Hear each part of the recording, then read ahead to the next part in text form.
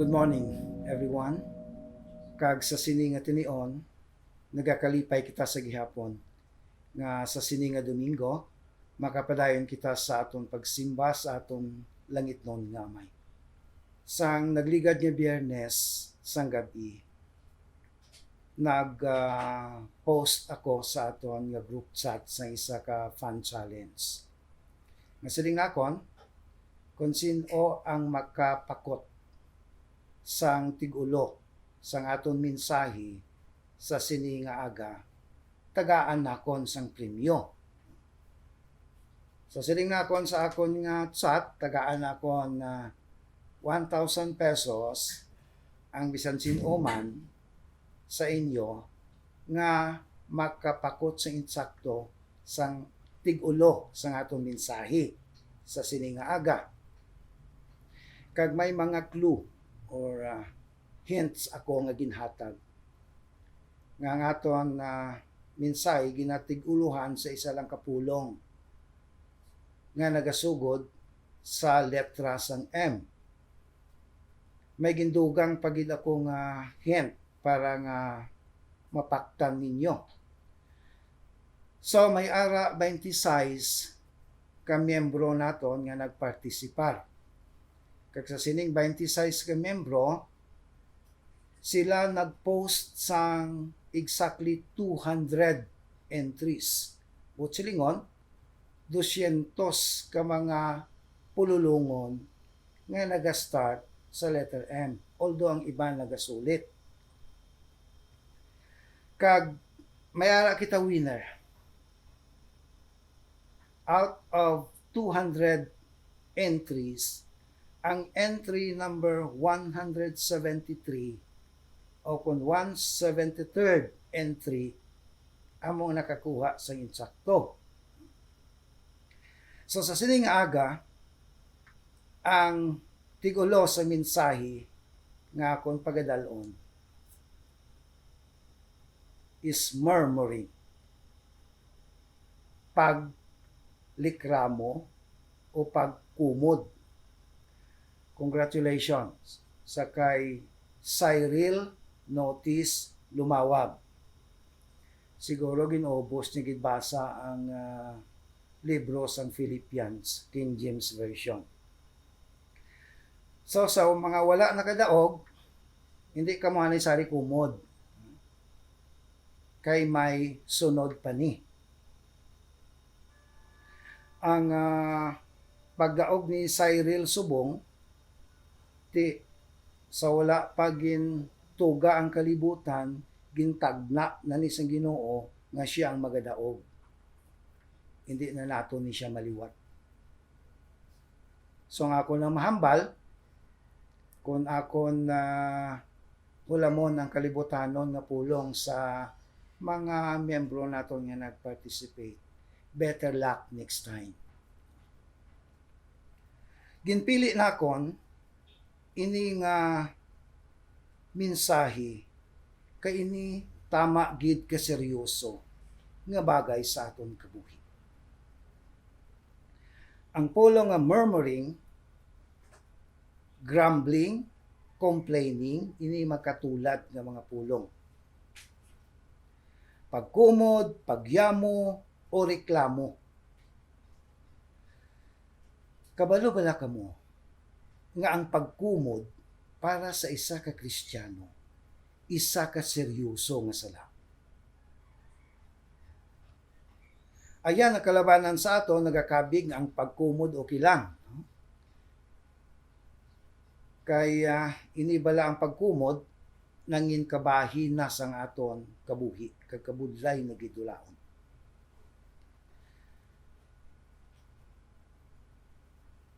Ang aton sermon text, makita ni naton sa libro sang mga taga-Filipo. Pero antes sina, ako na dumduman sang Abril 30, gin-extend naman ang aton ECQ diri sa syudad. Kag pagkatapos ng announcement, halos tanan nga panimalay, dyan sa balay, bisan di nga kanto ang babati nimo ng pagkumod. Bisan ako man nga ti dugay naman nga mangin bilanggo kita sa aton tagsa kapuluyan. Nagadali na gid kung tani nga libre na ta sa pagwa, libre na gid kung libre na ta nga makatipon kay sa subong ti another first Sunday of the month kadua na nga Lord's table nga na-miss naton. Apang I was reminded sa sining nga mensahe nga ang pagkumod, ang paglikramo sa mata sang Dios isa ka seryoso nga sala. Sa aton text sa sining nga aga, Philippians chapter 2 verses 14 and 15. Basahon ako nini sa King James Version, ini nga dinalang. Do all things without murmurings or disputings, that we may be blameless and harmless, the sons of God, without rebuke, in the midst of a crooked and perverse nation, among whom ye shine as lights in the world. Gusto man ako nini nga dinalan basahon sa Ilonggo nga pagbadbad sa balang nga kasulatan agod mahangpan naton tanan. Sa Ilonggo ini nga dinala nagahambal. Himuan ninyo ang tanan nga butang sa walay pagkumod o pagyamo. Agod nga mangindi sa lawayon kamo kag walay daya nga mga anak sang Dios, nga walay kasawayan sa tunga sang kaliwatan nga tiko kag balingag, nga sa tunga nila nagasiga kamo subong nga mga sulo sang kalibutan. Ang ginsulatan bala ni Apostol Pablo sa sining mga pululungon, mga tumuloo, mga Kristiyano. So ini siya nga gidinalan gin-address ni Apostol Pablo sa mga tumuloo, hindi sa mga di tumuloo. Kay kabalo naman kita, hindi kaya ka-expectar sa mga di tumuloo nga magsunod sini, kay kabahin na niya sa kabuhi sa mga di Kristiyano ang pagkumod, ang paglikramo. Dapat ang pagkumod hindi na masapwan sa aton kabuhi bilang mga kanakan sang Dios. The word murmuring should be out or should be erased in the vocabulary of Christian life. This morning, I'm going to present 3 points why murmuring is a serious sin in the eyes of our Almighty Father and must be totally avoided. First, murmuring is an expression of discontent despite of God's goodness. Kung naton gid padalman balang kabuhing Kristiyano, isa ini kakabuhi nga umalambit sang tanan nga pabor, tanan nga kaayo gikan sa Ginoo. Kung naton lang tawang ng aton kabuhi sa subong, halin sa kabuhi nga malaot, kabuhi sa kadudulman, ginkuha kita sang Ginoo agod nga magkabuhi nga matarong, nga magkabuhi sa kapawa. Halin sa kabuhi nga nagapadulong sa kalaglagan, ginsubmit kita sang Ginoo kag dalon sa isa ka direksyon nga sa diin nagahulat ang matahong kag mahimayaon nga damlak. Kag sa sini nga kabuhi, si Ginoong Jesucristo padayon sa gihapon nga nagaapin sa aton, padayon sa gihapon nga nagaamlig sa aton. Sa tanan nga hitabo, all events in our life, maayo man umalain, ini wala nagakatabo sa aton kung hindi pagpahanugutan sa aton Dios. Kag ang tanan nga butang nga nagakatabo sa aton kabuhi, malain man umayo sa aton pagtamod, ini tanan nagahikop para sa ikaayo. Do ano nga pabor kag katahom nga kabuhi. Sa bagay nga aton kabuhi, siling sa kasulatan, is precious in the sight of God. Kag ini nga kabuhi, ginatreasure sang Dios. Siling nga Apostol Pablo, ining aton lawas isa lang kalunang, but there is treasure inside it. Kagamuning katahom sa kabuhing Kristiyano. Kamalahalon sa paglantaw sang Dios sa aton kabuhing Kristiyano. Sa kamalahalon sa bagay nga ang precious ini, kamatayon sa iya bugtong nga anak. Pinsaran niyo ba? Kundo ano pa nga pabor ang aton nabaton gikan sa Ginoo para kita nga maglikramo o magkumod sining mga paghikot sa Ginoo o mga butang nga nagkatabo sa aton kabuhi. Murmuring therefore shows ingratitude and forgetfulness for all the good things that God has given us. Kung aton bala ihalintulad ang aton kabuhi sa makatawan sang Dios sa daan niya katipan, wala gid ini sang kinalain. If you try to look at the life of God's people, Israelites, in the Old Testament, it's a life endowed by all the goodness of God. Yet, it's a life full of murmurings. Grabe ang kabuhi. Kung atong lang taon bala, ang kabuhi sa mga Israelinhon, ina-replika o kapayagan man sa nagkakatabo sa atong kabuhi subong. Kung atong pinsaron, kung paano sang Diyos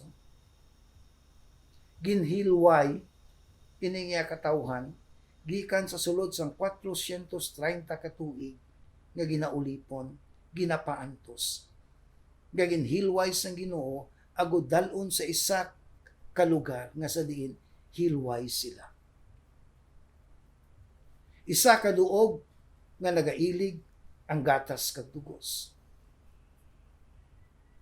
Kag sang ginpagwa sila sang Dios gikan sa Ehipto, kag nagpanglakatan pakadto sa duog sang saad for 40 years nga sagud sang Dios sa ila.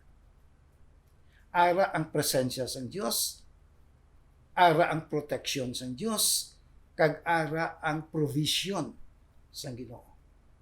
Adlaw kag gabi nga ginaupdan sila sang Dios. Sa tion sang adlaw, pillar of clouds nagaupod sa ila. Kag kung gabi, pillar of fire. Kag terribly ang protection sang Dios. Sang ginalagas sila sang ila kaaway, ginbuka sang Ginoo ang dagat, agud may agyan sila. Kag ginlaglag sa sinaman nga dagat ang nagalagas sa ila. Kag grabe ang provision sang Ginoo. For 40 years sa ila panglakatan, way nagakaupod ng ila sandalyas. Ang ila bayo wala nagalagot. Kag pagkaon nagaulan lang gikan sa langit. Imagine na, saguron mo ang isa ka nasyon for 40 years. Sa aton subong, pila ka simana na nga ginasagod ta sa gobyerno. Kakaputo ng gobyerno, way pagani pilahan ka bulan. Imagine, for 40 years nga sagod sang Ginoo sa isa ka nasyon. Do ano kaayo? Yet, siling sa bala niya kasulatan, ini nga makatawan na punan sang pagkumot. Wala tuo, bisan diin. Kumuran ang Diyos. Kaya nag-abot sa punto nga napuno ang Diyos sa ila pagkumot. Kaya ganong natabo. No? Gusto na akong dasahon ang account diri sa libro sang numero o kung numbers. Numbers 14:26-30 sa King James Version, naghahambal. And the Lord spoke unto Moses and unto Aaron, saying, How long shall I bear with this evil congregation which murmur against me? I have heard the murmurings of the children of Israel, which they murmur against me.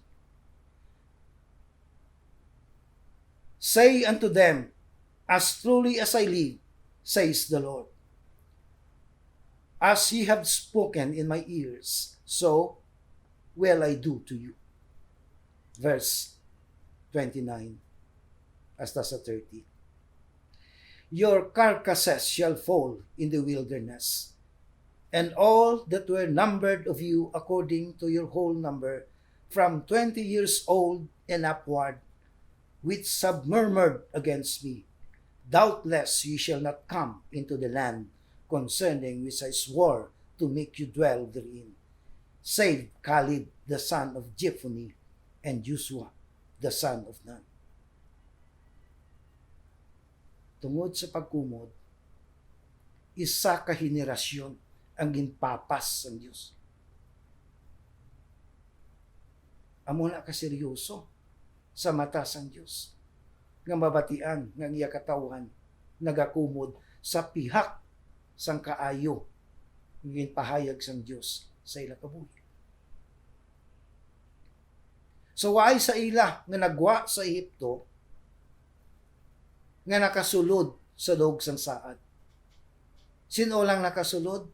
Yadtong lang sunod nga henerasyon. Yadtong mga kabataan nila nga pamata na sila dito sa Kamingawan for 40 years. Duwagid lang sa ilang nakasulod. Bisan si Moises, nga ila leader, wala kasulod. Kay tungod sa pagkumod sining mga katawan, siling sang Diyos sa kay Moses, hambaliin ang bato kay magailig ang tubig nga pagaimno nila. Pero si Moses, huwag niya mapunggan ang iya kainit. Sining pagkumod sa mga tao, iya gin hampak sa iya baston ang bato kag nag-ilig ang tubig. Kag tungod sa to, siling sang Diyos, hindi ka makasulod. Makita mo lang ang duog, po hindi ka makasulod. It was only Caleb and Joshua. Sino ni si Caleb kag si Joshua?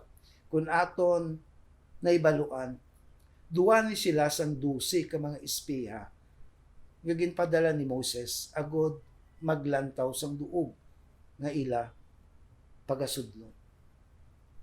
Kag pagbalik sining 12, ang pulo perting kumod, perting likramo. Tanan nga mga negatibo nga bagay ang ilang nakita among ilang report. Tuhay sa kay Caleb kay Joshua. Kaya ilang nakita iya mga positibo nga bagay. Mga matahom nga bagay. Kag tungod sila gid lang nga duha ang nakasulod. The life of Israelites in the wilderness is a true reflection of our Christian life. Hence, this serves as a warning that God is deadly serious about the sin of murmuring. Ginhambal ni Apostol Pablo sa mga taga-Korinto. Nga dumduman nyo bala ang mga katawan sa daan niya katipan. Kung paano sila pasaway sa Diyos. Kag ina, nagaservi nga paandam. Hindi naton pagsundon ang mga bagay nga ilagin himo nga ginakaugtan sa Diyos. Ano nga atong solusyon sa sining una naton nga point? It is a feeling of discontent. Hindi ka kontento sa gihapon sa imo kabuhi kung paano ang Diyos magdumala sa imo kabuhi. Ang antidote sini sang feeling of discontent ginambal ni Apostol Paul sa kay Timoteo. Timoteo, godliness with contentment is great gain. Ang pagkabuhi nga Diyos nun nga may pagkakontento. The Word of God is teaching us to be content with necessities. 1 Timothy 6:8. To be content with what we have. Hebrews 13:5.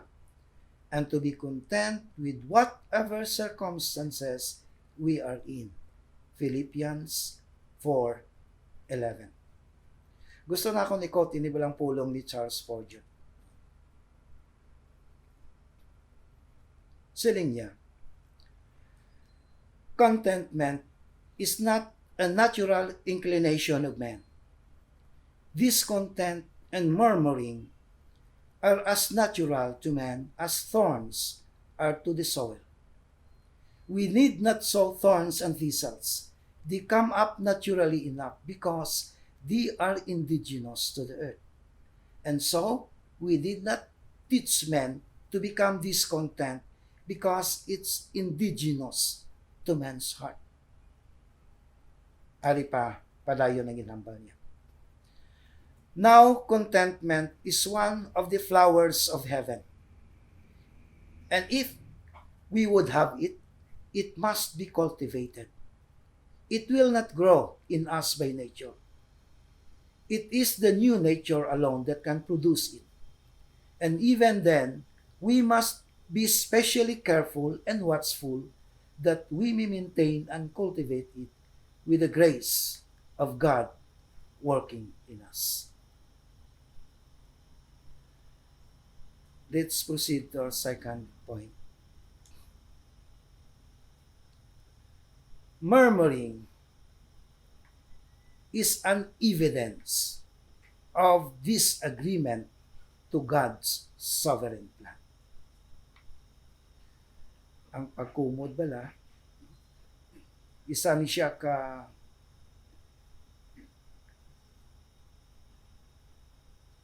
pag-away, pagrebelde, hindi pagbaton sa soberano nga plano sang Diyos. We all know from God's word that everything that happens in this world fall under God's plan. Kabalo na kita. Nang tanan nga butang diri sa kalibutan nga nagakatabo, jagmay man o dalagko, malipayon man o masubo, maayo man o malain, initanan sa idalong sang pagkontrolar sa ngaton Ginoo. Nothing happens by chance. Ang mga ngambal sang Isaiah 46:10. Everything happens in God's time and it has a purpose. Ang mga ngambal sang Ecclesiastes 3:1. And the purpose is good. Romans 8:28. For God makes all things, all events beautiful in its time. Ecclesiastes 3:11. Therefore, grumbling, murmuring, or complaining is an attack on God's sovereign plan. We murmur simply because we lack that faith that God is in charge. And He knows what He is doing. And He knows what is best for us. Mga kauturan, the word murmuring literally means a secret displeasure in the heart, an expression of dissatisfaction, resentment, annoyance, a silent discontent that leads to criticism. Gusto nga akong bala i-cite ining hambal ni Richard. Siling niya,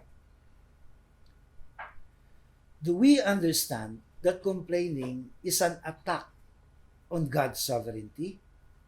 Every time you complain about your circumstances, you are really saying, if I were God, I would do things differently. The complainer has forgotten the first rule of the spiritual life. Kagano na siya. He is God, and we are not. And God knows what's best, far better than we all know. May isa wala ka taong tao mga doktrina sa bala niya kasulatan nga personally grabe ang epekto sa akong kabuhi. Hindi man pagpabugal pero sa subong sa akong kabuhi ginadula ko na yang tanan nga pagbasol, tanan nga pagkumot, tanan nga paglikramo sa tanan nga bagay. Ini isa ka matahom nga ginatudlo sa bala niya kasulatan. Kag ini nga pagtudlo o doktrina amo ang God's providence. God's providence. Ano ni ang God's providence? Ano ni siya? Ang pinakatahom nga pag-define o paglaragway kung ano ang ginatawag naton God's providence. Ini makita naton sa Heidelberg Catechism. Katahom sa iya pag-define o paglaragway kung ano ginatawag naton God's providence. Ini makita naton sa question number 27 nga nagahambal. What do you understand by the providence of God? Ang sabat, the almighty and ever-present power of God by which God upholds as with his hand heaven and earth and all creatures, and so rules them that leaf and blade, rain and drought, fruitful and lean years, food and drink, health and sickness, prosperity and poverty. All things, in fact, come to us not by chance, but by His fatherly hand. Kung naton bala ilaragway ini, tanan-tanan nga mga hitabo diri sa kalibutan. Malain man umaayo, ari ni tanan sa kamot sang Dios. Ang pinakataho, Mario, it comes to us not by chance, but by His fatherly hand. Ano ang nagadumala sini? Hindi lang ordinaryo nga kamot sang Dios. Hand of a father. Kagaton lang pun kita, mga anak sang Dios. Kung i-focus nato ang aton mga panguna-una sa mga negatibo na makasiling kita, ari diri na sulat ang good health, ang balatian, ang kasanyugan, ang kapigaduhon, okay niya ang health, ang prosperity, kung ini ang sickness, ang poverty, hindi niya ka Diyos. Doga siling tabala nga may mga event diri sa kalibutan nga wala iya pagkontrola ng Ginoo. Nya ngaton amay gipabayan lang kita.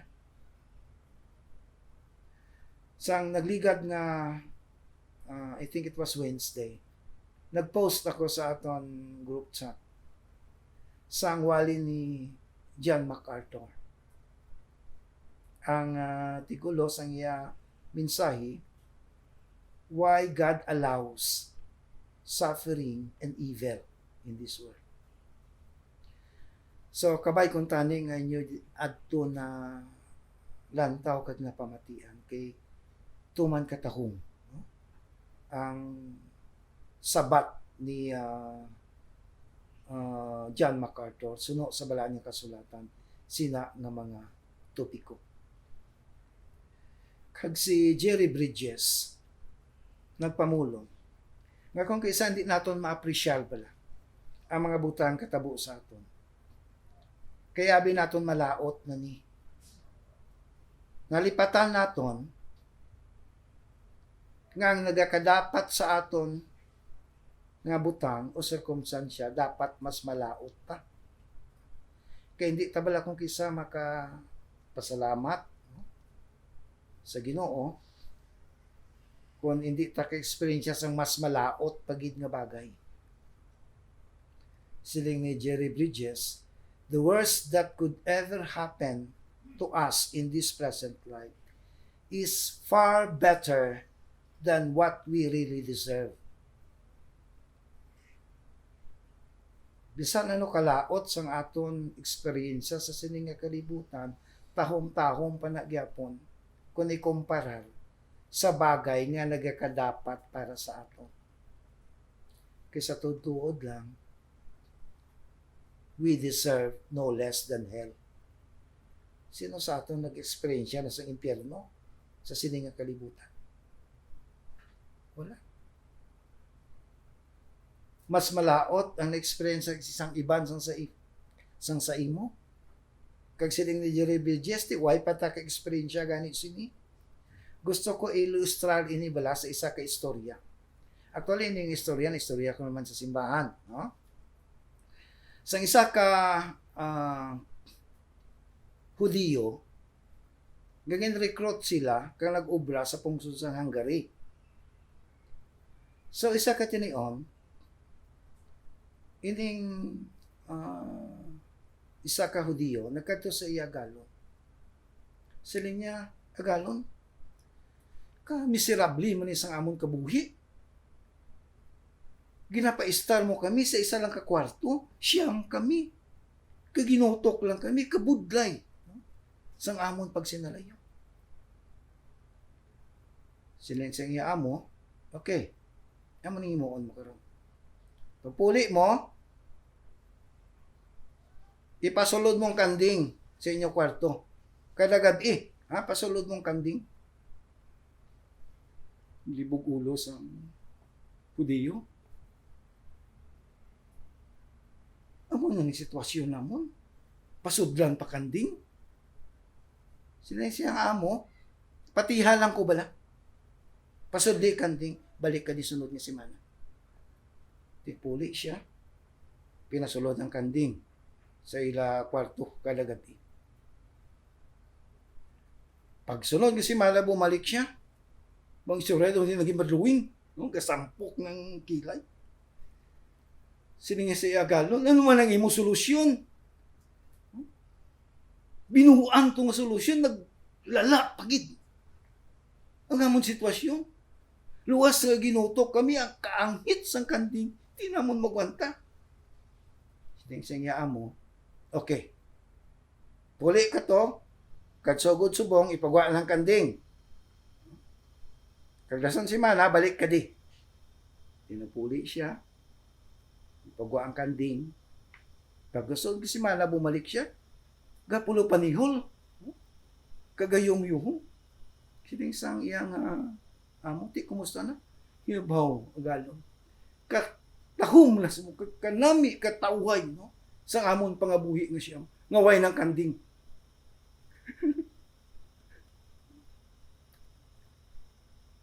Pisa galikramo tabala, no? Way patagani experience, no? Sining kanding, galikramo na ta. Ang walang hambal ni Jerry Bridges, no? Ang pinaka-worst nga ito na eksperyensyahan, pinakalaot nga ito na eksperyensyahan, mas maayo pa na ikumpara sa sitwasyon nga nagakadapat kita. So mga hinigugma, wala gid sang rason, no? Sa atong kabuhing Kristiyano na nasari talikramo, sarita kumod sa Ginoo. Now, the third point. Murmuring is an exhibit of bad testimony as a child of God. Complaining discredits our Christian testimony. Basahon nato ang atong text, no? Kagusto na ako nini sa Ilonggo. Himuan ninyo ang tanan nga butang sa walay pagkumod o kon pagyamo. Agud nga mangindi sa lawayon kamo kag walay daya nga mga anak sang Dios nga walay kasawayan sa tunga sang kaliwatan nga tiko kag balingag nga sa tunga nila nagasiga kamo subong nga mga sulo sang kalibutan. Mga sulo sang kalibutan. Sa wali ni Ginoong Kristo dito sa bukid, naghambal siya. Kamo amo makapawa sang kalibutan. Light means luminaries, things that shine. When those stars shine the brightest? when the night is the darkest? When can you bear the most effective witness for Jesus Christ? When you are in the darkest hour of your life. Ang kasanag balas ang bituon, ato na siya ma-appreciate. Kung nagangito-ngito gid bala ang kadulom sa tiyon sa kagabihon. Kung wala sa bulan, way panganod, kag perti kadulom, dara nimo makita kung do ano kapawa sang bituon. Ang aton kabuhi nagabanaak sa mata sang tanan. Sa tion sang pinakadulom sang aton kabuhi. Sa tinion nga pinakabudlay nga eksperyensya sang kabuhi ang aton gina-eksperyensya. Nga makita sang tawo nga kalmado ka. Nga sa pihak sang mga kalautan, sa pihak sa mga pag-antos sang kadulom nga nagalikop sa imo kabuhi, hindi makita ang itsura sang paglikramo o mabatian ng pagkumot. Doon katahom sang kabuhi nga Kristiyano nga makita sa ining mga katawhan nga tiko kag balingag, katawhan nga nagapuyo sa kadulom nga ikaw tuhay sang sa ila. Ang isa ka persona nga akong gidlang madumduman nga makademonstrate sini in the Old Testament. Ang kabuhi bala ni Jose. Ni Joseph. Ngalin sa iya pagkabata, hasta nga naging gobernador siya sang Ehipto, ang iya kapalaran, puro lang kamalasan. Kung sa lingwahe pa sang kalibutan, boka di malas na klase sang tao. Way sa sang kalautan ni ginahimo. In fact, ang pinaka-worst yadtong gintinguhaan niya nga likawan ang asawa sang iya amo nga si Potifar nga tentaron siya. Sa sobra niya nga likaw, bilangguan pang iya ginsudlan. Kung sa ako ni Guro, hindi ko yung mabaton. Okay lang kung mag-antos ka bala, tungkol sa kalautan ni ginhimo. Pero kung ikaw nagatingwa nga maghimo sa maayo, kag tungod siya nag-antos ka, purti gurong kumod ko. Sobra pa ko sa masinggan ng bakbakon. Sang reklamo kag kumod. Bugay gilang girosing Ginoo, makontrolar ko. But never a word, no, sa kabuhi ni Jose, bala ko ninyo basahon, nga nagreklamo siya. Why kagid sa may nabatian nga nagreklamo siya. Grabe ang doctrine ni Joseph, no? God's providence. Nga sa atong tiniyon, di pa kumpleto ang Biblia. Sa ato niya, kumpleto ng Biblia. Kung mahimo sa atong mga katawhan, kitaya.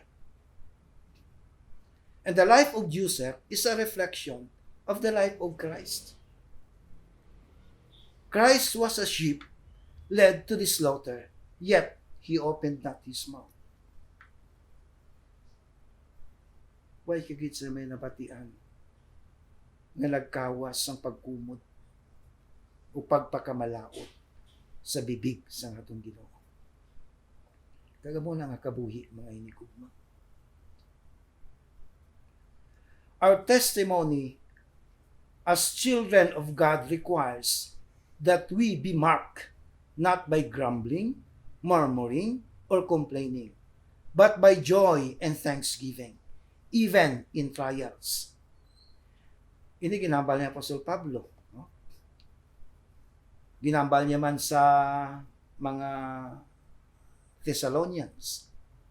In everything, give thanks. So sa siniya, in all things. Actually, sa aton text, ang order, balas ang word, nagambal, do all things without murmuring or disputing. Pero sa original balang lingwahe sa Grigo, lain niyang order. Kay sa Grigo, pero sa Ilonggo, ginatagan emphasis ang una nga pulong nga ginhambal sa sentence. So, ang Ilonggo kay ang Grigo, daw hindi maglayo. Sa English siya kabudlay ni himuon. Pariyo bala maghambal kita. Ako maligo sa suba. Kung tagaan mo emphasis ang suba, unahon mo siya. Sa suba, ako maligo. Kung unahon mo naman ang paligo, ginatagaan mo importansya ang paligo. Maligo ako sa suba. Kung tagaan mo na importansya ang ako, unahon mo. Ako maligo sa suba. Sa Griego, amo ni. Nga kung sa English, yung isa, marambol ni saya. No? Kag sa original bala nga lingwahe, ang order siya, in all things, no? Ang una, in all things. So, sining ni Apostol Pablo, in everything, ang problema bala naton, maka-encounter na kita gani, everything, in all things, kung tani, ginambal na sa Biblia, in some things, or in most of the things, no? Tani daw ka down to earth, no? Daw ka realistic. Pero ang Diyos gagamit sa pulong tanan nga butang. Kay waay sang butang nga nagagwa sa iya plano. Amo nang kamaturan. So gusto na ako ni summarize ang ato natunan sa siningaga. Ang mga points nga ato natunan. Una, nagasiling.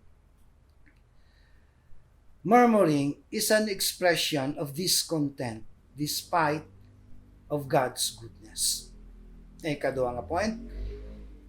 Murmuring is an evidence of disagreement to God's sovereign plan. Kay ikatlo nga point.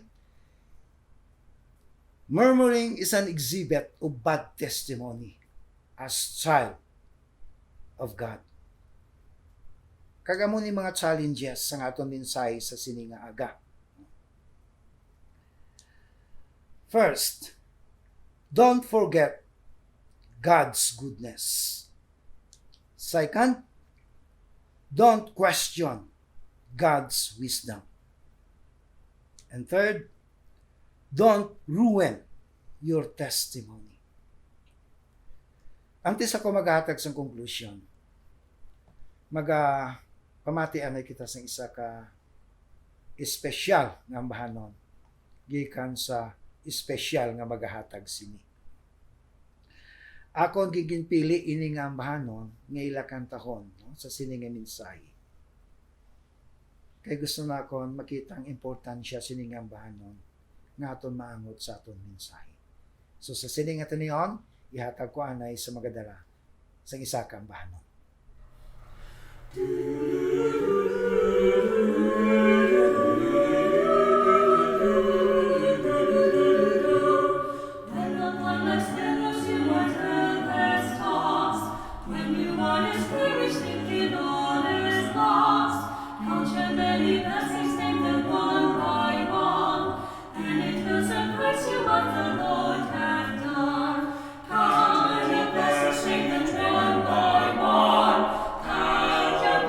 See what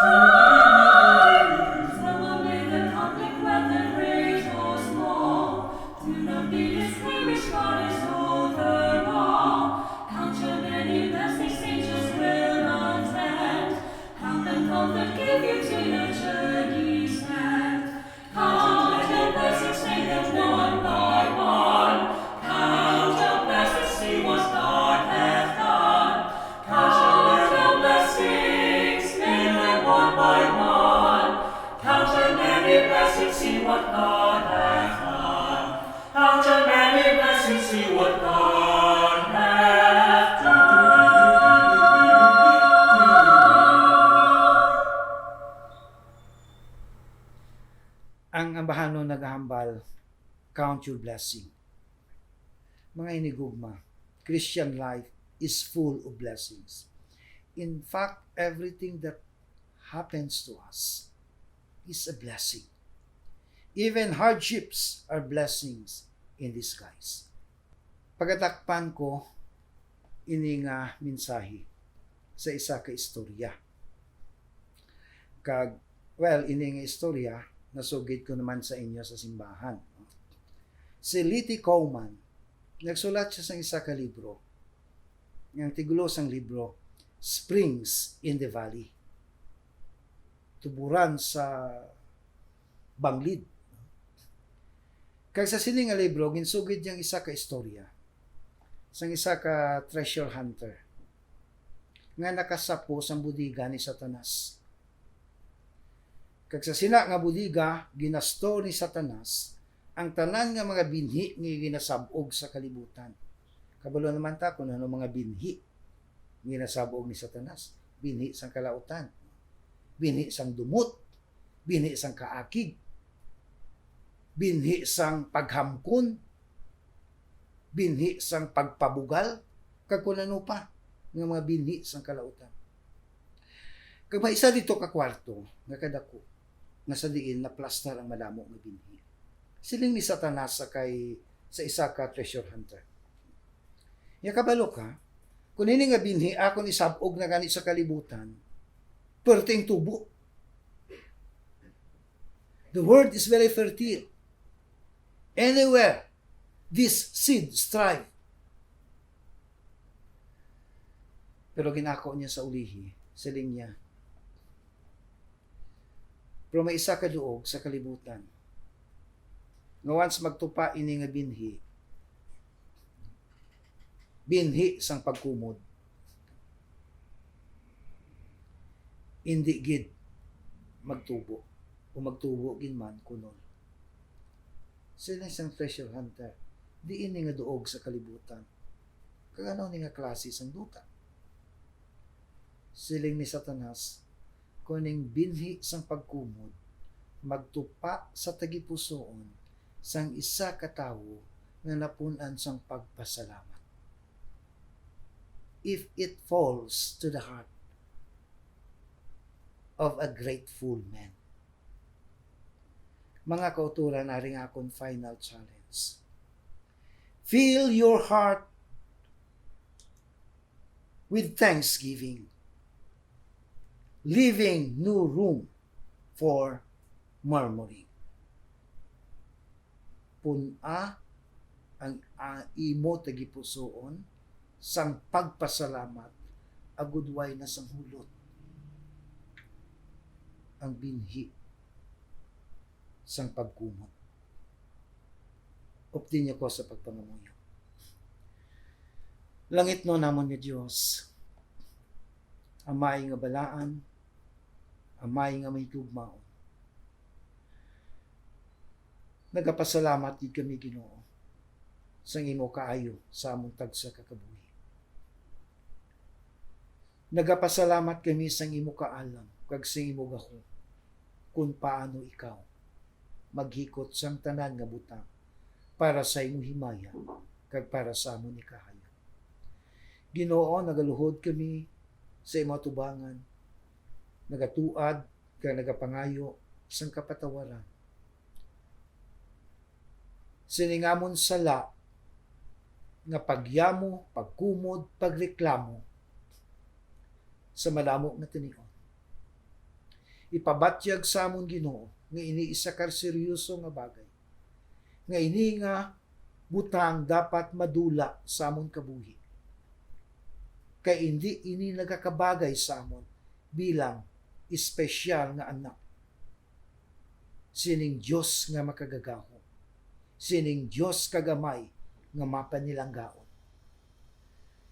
Ginoo, kabay nga sugod subong. Ini nga kamatuoran imo itanom sa tagsa ka panghuna-huna kag tigipusoon sa ngamon mga kauturan nga nakabati sini nga mensahe. Kag kabay nga sa imo bugay. Ayan hindi manamon ini madula sing tingog totally apang nagapangayo kami sa imo bugay kagaluoy. Nga kabay hilwayon mo kami Ginoo sa sining sala sang pagyamo, sala sang pagkumot, kay ini isa ka seryoso nga sala sa imo atubangan. Sa liwat o Dios, pagkamayuay ni nga mga pulong sa tagsa ka mga igdulungog nga nalabutan sini. Ang tanan nga pagdayaw kag pagpasalamat among ginabalik sa imo. Sa ngalan kag sa kadayawan ni Ginoong Kristo nga among Ginoo kag manluluwas sa among kabuhi. Amen. Sa liwat nagapasalamat kita sa inyo pagbuylog sining aton nga hilikoton kag sa liwat aton bantayan ang masunod naton nga serye sang pagwali samtang nga nagapadayon kita sa sitwasyon nga ari kita sa lockdown o kon sa aton panimalay nga gina-quarantine. So sa liwat, padayon kita sa pagpamuyo sa tagsa kag isa, pangamuyuin niyo ako samtang ako nagapangamuyo man sa inyo. Pangamuyuan naton nga ining pandemic hindi na gid mag lawig agod nga sa liwat magkilitaay naman kita kag ma-enjoy naton ang communion, ang fellowship sa tagsa kag isa. Sa liwat, good day to everyone and God bless us all.